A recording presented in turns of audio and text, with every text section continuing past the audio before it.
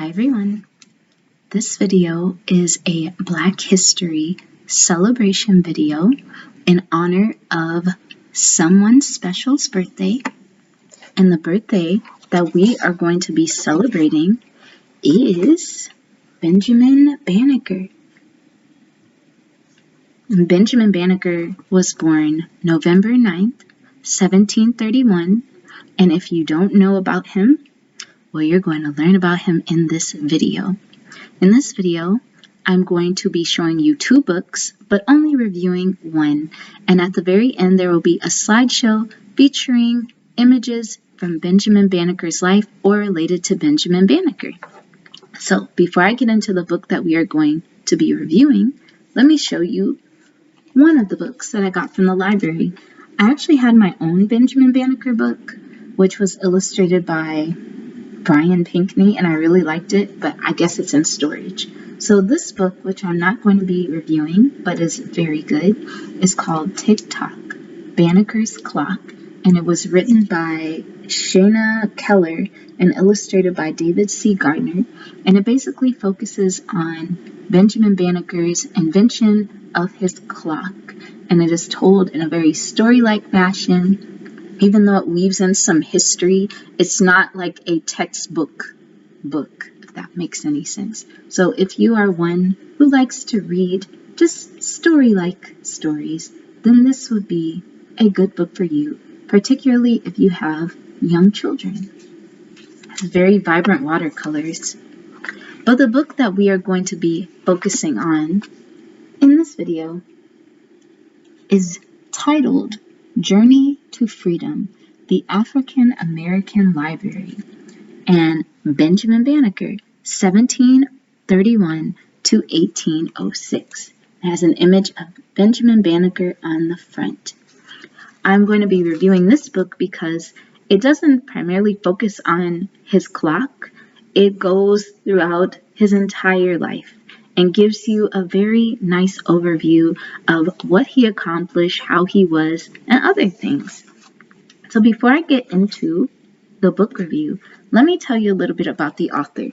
The author is Melissa Maupin, and I barely could find anything on her. And that's very strange because usually I'll find even a brief biography on an author, but I could barely find anything on this lady. The only thing that I found was that she has written other books about history, such as books on presidents and other famous figures for juvenile textbooks. So that is all that I have on her. You can type in her name and find her on Amazon if you want to add something to your history collection. This book was published in the year 2000 by The Child's World, so it is 21 years old, but it is still a very good book. What I enjoyed about this book is that they not only focused on Benjamin Banneker, but they also talked or spoke of his origins. So the first few pages are about his family, like his grandmother, his mother, and his father. So we are going to start off the book with that. And these are the beginning images of the book. There is a woman right here. She's, I guess, a milkmaid. And then there's some colonial ships for European settlers traveling to America on large ships that could cross the ocean. And then it says, Benjamin Banneker's grandmother set sail for America in 1698. She was an English woman named Molly Walsh. They talk about his grandmother, and apparently she became an indentured servant after an incident with a cow. Like the cow kicked over one of her buckets of milk, and the farmer that she worked for thought that she had stolen the milk. So he sent her off to the British colonies as an indentured servant. Now, if you don't know what an indentured servant is, usually it's somebody that works for, I guess, very, very, very minimal pay, or sometimes barely even no pay. And it is usually 7 years, but that's just from what I've read. I don't know if it could be shorter or longer, or if they could add years, or if it was to pay off your debts. But that is all I personally know about indentured servitude. And at this time, you could have white people be indentured servants. Over the course of time, it stopped being that. Like started getting like black people and other people to do the work of or enslave them. But initially in the beginning, indentured servitude. It says, at the time, Europeans had just begun to settle in America. Much of the land was still free. Settlers could claim a piece of property for themselves. When Molly finished her 7-year sentence, she wanted to start a farm. So she found a piece of land and she claimed it as her own. So this was the early days. Now, if she were a black woman, like, I don't know if it was still early enough where you could kind of free yourself from indentured servitude, because at a certain point it was like you are enslaved for life. But during a certain period of time, and I can't remember on the top of my head, there was a time where you still could get out of enslavement in the early days. So it says, Molly knew that it would be difficult to survive by herself. She needed help to clear the brush, to find food, and to build a house. Over time, Molly managed to save a little money, from the indentured servitude. Slavery was legal in many parts of the colonies. With the help of a slave, Molly thought she could run a small farm. I'm just like, girl. Okay, I guess that's what you could do. I mean, I'm thinking to myself, like, women at that time really didn't have many rights, so I don't know if she could have gotten married to somebody instead of enslaving somebody, but I don't know if her social status was going to keep her from getting married. I personally don't know, because that's what it's looking like to me from just all of the things I've read and just life experience. I'm like, well, maybe they didn't want you because like they knew your history of indentured servitude, so you didn't have much respect and you didn't have much status in this new society. So let's see what happens. Oh, it's gonna get juicy. So the next page basically talks about enslavement, Africans being kidnapped and taken to America, depending on who you ask, because there's like some people like, we didn't come from there, we were already here. But I'm just reviewing what the book said. So it says over here, many slave owners preferred not to buy new slaves. The book claims most Africans did not know English when they first arrived. They did not understand the ways of white people. They were angry, scared, and homesick. And so Molly had a little money to spend. New slaves cost less than those who had been in America longer. I guess because they've been in America longer, they had already learned the language and various things and had acclimated to the ways of like figure out what's going on. Whereas you come with a fresh slate, like, something bad is going to happen and nobody's willing to go through, your revolutionary anything. So I could see why nobody wanted somebody new. She chose 2 young men who had just arrived on a slave ship. One of the slaves was named Banneker. This is how it's spelled, Banneker. But I've seen it spelled in other books. I don't know if my screen is showing it the correct way. I've seen in other books it's spelled in a different way. This is the first time I've seen the name Banneker be separated into 2 names. So Banneker. Other slaves told stories about him. Many believed he was an African prince. He was a proud man who once had servants himself. At first, Banneker refused to work for Molly. Slowly, he began to change his mind. Oh, this part. I'm trying not to laugh. This is why I want to laugh. I'll tell you why I'm going to laugh. So, Banneker liked to hunt. He began to bring home game for Molly to cook. After a while, she and the 2 men learned to communicate. Molly remembered her own life as an indentured servant. She knew it was wrong to force people to work without pay. She decided to free the 2 slaves. I'm like, number one, how are you getting into Molly's head? Like, do we know what Molly was thinking? If Molly thought it was wrong to force people to work without pay, then why did she acquire enslaved people if she thought it was wrong? Why didn't she just save her money and work for herself? Like, if she thought it was wrong, she wouldn't have hired some enslaved people. Like, make it make sense. So, it says, as they cleared the land and built a cabin, Molly and Banneker grew closer. They fell in love and decided to marry. I'm like, why are you making this into a love story? Like, how do we know they fell in love? See, this is how I see it from my perspective, personally. Molly was broke. Molly did not have money. Molly did not have any social status. Banneker already had his class, his high class. He had refinement and all of that. He wasn't a dairymaid from England. He was just an African prince. So he comes over here. He refuses to work, as you can see. He refuses to work. But then he gets this idea. He's like, maybe my way to freedom, and this is me, as if I were Banneker, I would be thinking like this.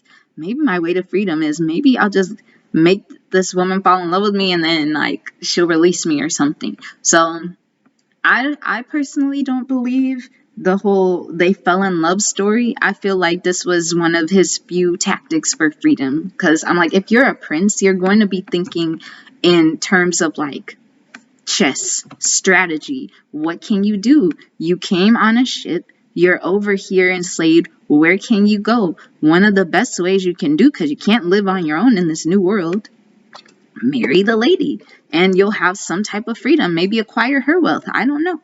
But that's just how I'm thinking. So, they lived a comfortable life on their farm. They raised 4 children together. So what ends up happening to Banneker is very, very strange. It's like a freak accident. Banneker, he got killed in a rainstorm. A lightning bolt struck an oak tree, splitting it in two. When the tree crashed down, it struck and killed Banneker, because they were called Banneker. People began calling Banneker by the name Banneker. That is where Banneker came from, and maybe over time it changed. So Banneker was struck and killed by this oak tree, and Molly never remarried. I personally think it's because Molly could not remarry, not because she was sad, but like she literally could not remarry. Like, your social status is that low, and they probably look down upon you for having this interracial relationship. So like social wise, maybe during that time she could not get remarried, even though they're trying to make it seem like she's heartbroken. And then even with the oak tree, I'm thinking like, this sounds like Shango or something. So soon after Banneker's death, his daughter Mary turned 16. So this is an image of an auction where families are being separated. And ironically, Molly's daughter, Mary, decides to follow in her mother's footsteps. And Mary ends up also acquiring an enslaved man. And this man's name was Robert. As soon as she got him, she freed him, and it says she fell in love with Robert. The young couple married, and Robert took Banneker as his own last name. Their first child was born in 1731. Robert and Mary named him Benjamin. And I'm just thinking, this is a very interesting, this is like I don't even see it as a love story. It's just a survival story. You're in this new world. All of you dealing with like social status, like you literally need to, I feel like it's this trail of manipulation in order to survive, even though the book is trying to make it seem happy. Maybe they did love each other, but I need to see some historical proof. I need to see some letters or something. So, in the beginning, the family is just living great. It's life in the 1700s. They're living on a farm. It says in Maryland, most blacks were slaves. But it doesn't list what percentage of black people were enslaved. It just has most of them. I'm like, is it 70%? Is it 80%? Which one is it? The Banekers were fortunate. They wanted their farm to be successful. Benjamin split wood for the stove, and it's just talking about the farm lights. Everyone in the family lived in Molly Walsh's cabin. And I guess it's just the entire family. I don't know how many are in there, but I'm assuming it's like Molly, Benjamin, Mary, and Robert. They had fires in the smokehouses where they dried the tobacco leaves. I guess that might have been their primary source of income as the tobacco leaves. It says families used to cook fires to stay warm, so it's giving a little view of colonial life. So, at the end of the day, the Banneker family gathered together to eat. Grandmother Walsh read to the children before bedtime. She told them stories from the Bible. It was the only book the family owned, which was, it's still an important book for families today, but most families, that was literally the only book they had besides maybe some family heirloom or some classic. By the time Benjamin was 6, he could read and he could count. He also loved to solve math problems in his head. And after a while, the family grew and the cabin became crowded. So at this time, Benjamin's mother and father decide they need to build their own home. So over the course of the years, because it's a new world, all of these new settlers coming in, and they start claiming Benjamin's grandmother's land, claiming Molly's land. So Robert decided to buy back 120 acres. And to do that, the settlers wanted 7,000 pounds of tobacco in exchange, which I'm just like, these heathens, there's something else. You really, really something else. First you over here squatting, but then again, Molly did that too. So I guess it would be like a cycle of karma. Personally speaking, I guess it would be, because Molly did the same thing, and I'm sure that area was somebody's land too. So now Benjamin's father is trying to make it right, break the family's generational curse, possibly pay it for it full so they know that it belongs to them. So in 1737, they harvested enough tobacco to purchase the land. And it talks about how they dried the tobacco and they would pack it and roll it in round barrels. And here's a picture of the barrels. You see it? Let's see. 6-year-old Benjamin followed behind. So they had to walk 40 miles to Joppa. That was another town. So they had to roll these barrels. 7,000. You had to roll 7,000 pounds of barrels 40 miles on foot. Oh my God. Like, I can barely roll 10 pounds of barrels anywhere up the stairs, up the street. I'm not about to go 40 miles, but that's just how determined they were. So once they arrived, Robert purchased the land. He put both his name and young Benjamin's on the deed of ownership. At the age of 6, Benjamin was a landowner. The family finally owned their own farm. Now, even though this whole thing was a cycle of, survival, these people were actually kind of smart. I mean, they were very smart. Very, very strategic. I will give them that. Because Benjamin's father knew that they would probably play some type of, I don't know, or maybe Benjamin wouldn't be able to find some type of work when he got older because of racism. So he made sure that his whole family was set. And that's something we should leave for all of our children, honestly. Some people leave this earth and they leave their children nothing. At least leave your child something, whether it's a trade skill, whether it's something. Financially, not like, oh, I left you values and morals. No, something that will make them money, a trade skill, maybe some actual lump sum of money, an acre of land, something to sell, something. Leave them something. Don't just leave them wandering out in the world. And that is what Benjamin's father did. Then, soon the family built a cabin. They planted the tobacco fields.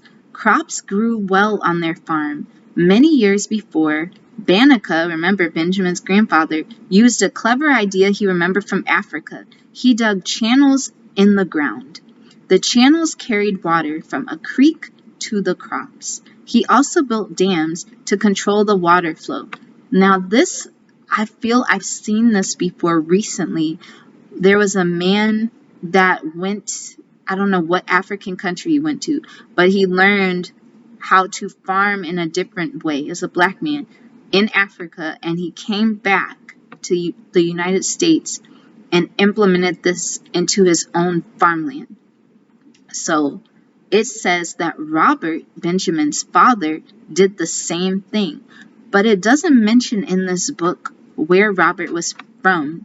Did he come from Africa? Was he from like the same group that Banneker was from? Because he's doing the same thing, but he had never met Banneker. So it must have been something that was passed down. Maybe it's some type of farming technique, but I don't know if it's in all African countries or specific African countries. I don't know if he was from there. So neighbors called the farm Banneker Springs because there was so much water. The Banneker's irrigation system kept their crops green and healthy. One of their new neighbors was a white man named Peter Heinrich. He was a farmer, but he also planned to start a school for boys. It probably surprised Heinrich to learn that a black family owned the farm next door. At the time, most black people in the area were slaves who worked on large plantations. So Heinrich discovered that Benjamin Banneker could read, and he decided to enroll him in his school. At the time, girls usually stayed at home and learned the art of homemaking and homesteading and all of that. And the boys went to school. So Benjamin was basically the only black child in his class. And I wish I could find something historically to see what that experience for him was like. Like, did it motivate him to work even harder? Did he experience some type of trauma? I don't know. So, no one knows when Benjamin first used the name Banneker, because remember, his name was Banneker. After he went to school, it became his last name. Perhaps Heinrich first spelled it Banneker as he wrote it on the chalkboard. Benjamin may have copied the name just as the teacher wrote it. You know what? I might just start calling him just Banneker. Like, I'm not even gonna say Banneker either, because his grandfather's name was Banneker, so I might just call him Benjamin Banneker from now on, and not even Banneker. Benjamin continued to work on the farm. So he's going to school in the winter. He's enjoying his classes. But unfortunately, his father became, weaker because he was getting older. So Benjamin had to stop his schooling and go back to the farm. But even though he had to go back to help his father, he still had Peter Heinrich, helping him. He had him giving him math books. And it states in here that the farmers in the area knew he was very good at math. They often asked for his help with accounts. He also liked to create math puzzles to see if the townspeople could solve them. And it's funny because Mary McLeod Bethune did the same thing. Like, she knew math, various things, and she helped her family from, was it Mary McLeod Bethune? I think it's Mary McLeod Bethune. She helped her family not be cheated out of money when they were weighing their crops. So over here is a math puzzle that Benjamin Banneker created. And it's all in rhyme. I'm not going to read it, but it's called The Puzzle of the Cooper and the Vintner. And a cooper is a craftsman who makes wooden barrels and tubs. A vintner makes wine. So he literally wrote a poetic math puzzle. Look, I would not want to solve this on a test. No. No, thank you. When he was 21, Benjamin went into town one morning, and it says he met a traveling salesman named Joseph Levi. I'm glad that they gave the name of Joseph Levi in here, because in this book, it doesn't say a name. It doesn't say who sold him the watch, which is interesting because this one was published years after this one. This one was published in 2016, so I'm surprised they didn't, Mr. Levi had traveled all over the colonies and in Europe. This says the salesman took out his pocket watch to check the time. The ticking gold watch amazed Benjamin. He had never seen one before. So this man decides to just loan the watch to Benjamin, and he would pick it up the next time he came to town. I'm like, wow, you must have some type of money, man. Like, I had a little gold pocket watch. I'm taking that with me. It's the 1700s. I don't know how much that costs, unless he had a deal. So Benjamin decides to take the watch home and take it apart, and he carefully studied how all the parts worked. He decided he could build a clock by carefully copying the watch. And because he didn't have metal, he decided to make this clock completely out of wood. He carved all of the pieces out of wood except for the parts that needed metal. And he made calculations to tell exactly how much bigger each part should be. So he built this large wooden clock, and he continued to work on it for several years until it was perfect. When I say this clock, in every book I've read, it says that this clock worked perfectly. It told the exact time and never broke for like 40 or 50 years. 40 or 50 years. You can't even get a watch to work that long today in the 2020s. You can't get something that is of that high quality to work with that type of precision. That is why this man was a genius. And you know what's interesting? The clock would have still kept working, but after Benjamin died, his house caught on fire, and a lot of his stuff was destroyed, including the clock. So Benjamin made the clock chime every hour, but it got on his nerves, of course. And so he decided to change it where it only chimed at on the hours of 12 and 6. Benjamin's clock may have been the first one ever built in America. And people from all over the county came to see the clock. And news spread, and they got him to repair the clocks and all of these different things. And this is an inside of a pocket watch. See? His story actually seems very similar to George Washington Carver's story, because even though George Washington Carver was mainly focused on plants, the same thing happened with him. People saw how good he was with plants, and they asked him to come heal their plants or come help with their crops and ask him for help. So it says, as Benjamin Banneker grew older, he lived alone. He never married, and his parents and grandmother had died. Benjamin found company with friends who lived nearby. He was especially close to the Ellicott family, who ran a flour mill and general store near Benjamin's farm.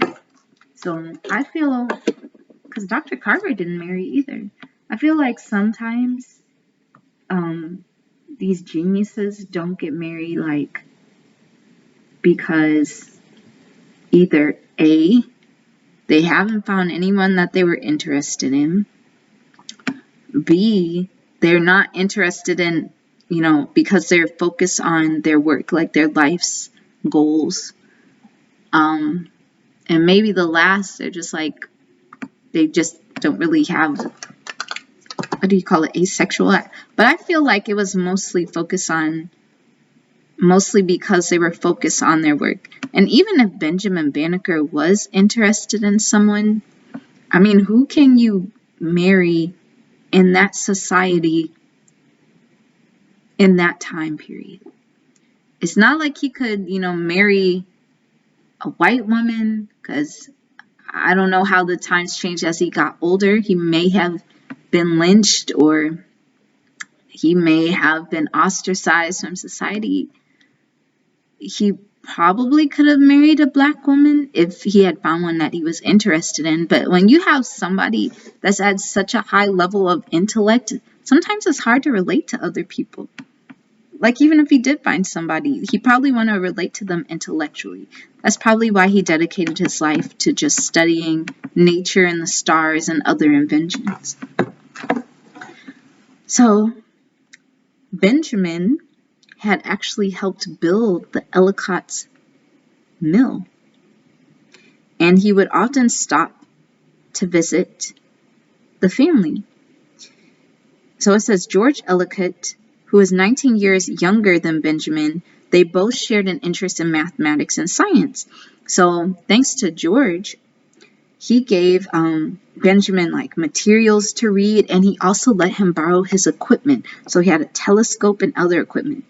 And George loved studying astronomy and surveying. So with these tools that he gave to Benjamin, Benjamin would look at the sky and the stars and the planet, and he even put a skylight in the roof of his cabin. Good grief. He could stargaze from inside his house on cold winter nights.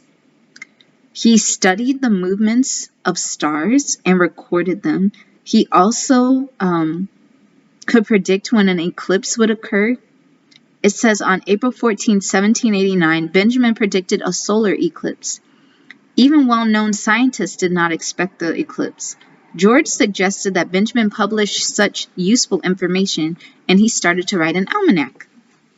So during this time, Benjamin writing his almanac, everything's going cool, and lo and behold, here comes the American Revolution in 1775. Ain't that just something? Dang. Look at that. The American Revolution is... Oh no. Look at what's happening. But you ain't got nothing to do with it, Benjamin Banneker. Just keep... It's not your fight. So it just stops right there. Now it's saying, in 1776, 5 men led by Thomas Jefferson wrote the Declaration of Independence. This important document ended all ties between the colonies and Great Britain. It stated that the United States was a free nation. The colonists vowed to fight until Great Britain gave up.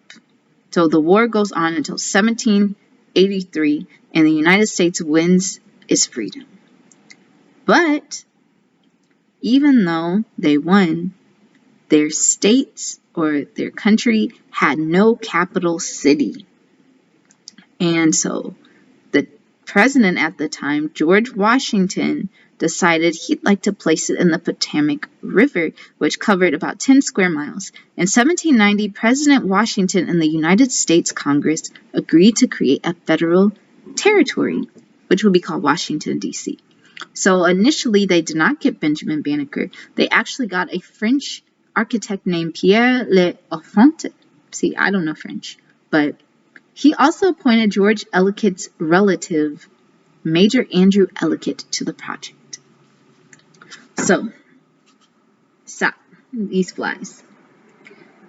So, lo and behold, George, being Benjamin's good friend, delivers an important message to Benjamin. So, George talking to the president about Benjamin, and President Washington wants Benjamin to help build the capital city, which is great. So he became the first African American to receive a presidential commission. The team appointed him as the scientific assistant to the project. So by this time, Benjamin is 60 years old. Not retired, 60 years old. And here's Thomas Jefferson. I have a name for him too. I'll tell you when I get to his part. I have a nickname for Thomas Jefferson. So, okay, I'm scanning. I'm sorry. So Benjamin goes to the new capital city. He's taking George's, or it's Major Ellicott? Major? I don't know who Major Ellicott. Is Major Ellicott George? I'm just going to assume that it's... No. It's Andrew, not George. Andrew Ellicott, which is the relative of George. That's a good family. Like, they're real. They're real people. So, he uses Andrew's instruments, and they were the finest available. He didn't use any shoddy ones. He used some good ones. And with these instruments, he used the stars to determine which direction was north. During the day, Benjamin used his knowledge to lay out straight, even streets. You know what's interesting? I'm wondering, because Benjamin sounds so much like his grandfather, Banneker. I'm wondering if either with the combination of Robert's smarts and the combination of his mother's intelligence, they just created an entire genius. Because I'm sure that maybe Banneker instructed his daughter and taught him. So you have like two teachers in teaching this man. Okay. So what ends up happening where opponents are being eliminated? So this French architect decides he has a bad temper and people just didn't like working with him. He was probably pompous. Maybe. I don't know. I really don't know because I wasn't there. Maybe he had this design in his mind that was similar to what they may have done in France, and maybe the colonists didn't like that. I don't know what the background of it was. Or maybe he had this grandiose artistic vision, and they're just like, I'm not feeling that. It might have reminded them of like the past of England. So he decides to return to France, and he not only returns to France, he takes all of his architectural things with him. He takes all his plans. Me personally, after I finish this, I'm going to look up what those plans look like. I'm sure they're documented somewhere, hopefully, what he planned or how he planned to lay out Washington. But the job was not done. So here comes Benjamin Banneker saving the day. And he drew the plans for the new city capital, or new capital city from memory, one story says. The team could finish the project. Today, no one is certain whether Benjamin actually did duplicate the plans. Nonetheless, his skill and intelligence became famous, and, he keeps spreading. So after Benjamin Banneker is working on the capital city for several months, he returns to his farm and he continues his study of the stars. He finally finishes his almanac, and he sent copies to well-known publishers, and he sent one to Thomas Jefferson. Now at this time, Thomas Jefferson, I have my nickname for him is Thomas Jefferson because that's what I feel like he was. He's just a heifer. That's his new person. It's Thomas Jefferson. Jefferson was now the Secretary of State. Years earlier, he had written the Declaration of Independence. In that important document, he wrote that all men were created equal. So, mind you, at this time, Jefferson's talking all of this like, oh, all men are created equal, yet you over here enslaving people still. You're over here basically manipulating an underage girl, 13-year-old girl. How old is she? Is she like 13? Yeah, Sally Hemings. Everything you read about Sally Hemings is like they try to make it into a love story when it was really a predatory story. So you just having this family, you're hiding your family because you don't want them to know you have biracial children. You over here being a hypocrite. You over here writing declarations of independence where you're not giving the people you're enslaving independence. Hypocrisy. So Benjamin Banneker decides to call him out. Benjamin Banneker sends a copy of his almanac to show Thomas Jefferson what black people could do. He wrote a letter asking Jefferson to rethink his beliefs. I wish I had my other Benjamin Banneker book because it actually has a copy of the letter at the end, like maybe a revised version of it at the end. So Benjamin asked Jefferson to help end prejudice. I'm just like, but here's an excerpt from Benjamin's letter. I apprehend you will embrace every opportunity to eradicate that train of absurd and false ideas and opinions which so generally prevails with respect to us, blacks. And they put that in, I guess, parentheses. No, yeah. And that your sentiments are concurrent with mine, which are that one universal Father hath given being to us all, and that he hath not only made us all of one flesh, but that he hath also, without partiality, afforded us all the same sensations, and endowed us all with the same faculties. Such a beautiful letter. I wouldn't have written it. I would have just sent my almanac. I would just send my almanac with a post-it note that said, ha, read it and weep. That's what I would do if it was modern age. Ha, read it and weep. So, of course, Jefferson decides he wants to be petty, and he sends the almanac to European scientists. They studied it, and they learned from it, and they told Thomas Jefferson the information was correct. Because what did you think was going to happen? You thought it was going to have some errors? No, it was correct. Unfortunately, this was not enough. It was difficult for him to agree that blacks could be the equals of whites. This is a picture. This is the cover of the almanac. Look, he put himself. So you know who wrote this. I don't want any confusion. I want you to know I wrote this. That's what Phyllis Wheatley did. That's what Phyllis Wheatley did, actually, now that I think about it. She put her picture, or she had her picture in the book, like her drawing. And I want to say a black artist drew it, but I'm not positive. But she's like, look, you know who wrote this. So, still, Jefferson believed in freedom. I'm just like, wait, what? So, the Secretary of State wrote a short letter back to Benjamin. He thanked him for the almanac. He even agreed that blacks deserved better treatment. In the letter, Jefferson wrote, nobody wishes more than I do to see such proofs as you exhibit that nature has given to our black brethren talents equal to those of the other colors of men, that the appearance of the want of them is owing merely to the degraded condition of their existence, both in Africa and America. So this is Benjamin Banneker's clap back at Jefferson. Benjamin Banneker takes the letter. He takes the letter and he publishes it. Publishes it. I think he published it in one of his almanacs. I'm just like, yes, that is exactly. Benjamin publishes almanac. Yep. That's what you do. I want this in writing. In 1792, printers published the almanac. It listed the celestial bodies that people knew about.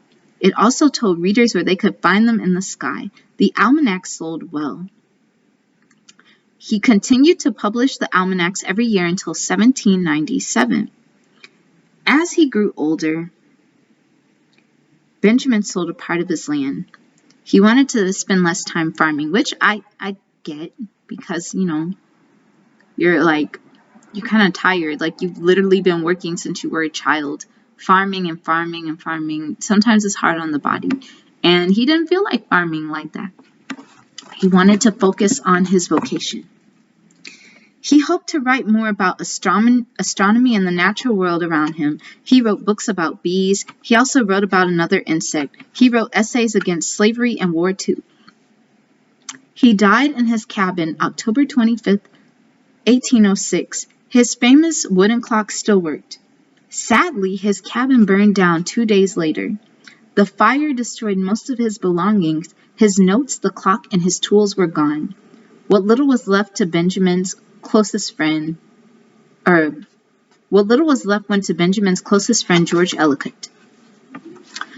And I don't know, I have like 2 theories on why it burned down. One, my first theory, even though people might not believe it, I feel like it was the spirit of Benjamin Banneker burning down his own stuff so nobody could replicate it or wouldn't get into the wrong hands. No, actually I have 3 theories. The second theory is he probably told somebody to burn down his house. Maybe. You don't know the promises people make. They'll be like, destroy this, destroy that. After I die, tell this person this or give this person a letter. So maybe he told somebody like, hey, I need you to destroy everything. I need you to destroy everything. Or it might have been a hater, destroy his house. But my very first theory is it was the spirit of Benjamin Banneker being like, you're not getting any of my work. I don't want it in the wrong hands. I don't want you manipulating it and doing all sorts of bizarre things with my discoveries. But yeah. So, to conclude, it states that many schools across the country are named in honor of Benjamin Banneker. In 1998, the Banneker Historical Museum and Park in Baltimore County, Maryland, opened to celebrate his accomplishments. I really want to visit there. This instrument, made by Andrew Ellicott, was used to survey the federal territory. So this is in the Smithsonian. This was probably the one Benjamin used, probably. Ooh. And over here is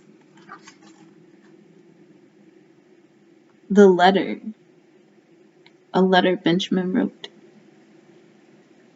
Look at his beautiful handwriting. It's so neat. I aspire to have such, gosh, it's so beautiful. I can't stop looking at it. Look at this cursive. Good grief. This doesn't even look real. He could have written the Declaration of Independence with this beautiful handwriting. Wow. But yes, that is the end of the book. This is right here. There's a timeline in the back. There's a glossary for these children. There's an index. And that concludes the end of the book. So, I hope you all learned something about Benjamin Banneker and his family today. I'm still learning about him.